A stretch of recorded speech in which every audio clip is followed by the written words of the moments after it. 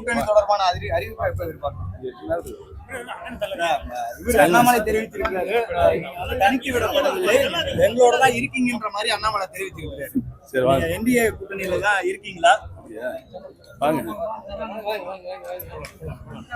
TTV Dinakaran அதிமுகவுக்கு பாதகம் ஏற்படும் வகையில நீங்களோ அவங்க சசிகலா அவர்களோ செயல்பட மாட்டார்கள் அப்படின்ற மாதிரி தினகரன் தெரிவிச்சு. என்ன தம்பி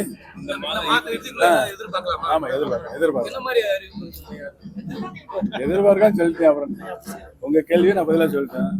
கூட்டணி சிந்தனையில ஆலோசனையில திமுகவும் இருக்குது. நீங்க வளைச்சு கேட்கறது எனக்கு விவரம் புரியுது.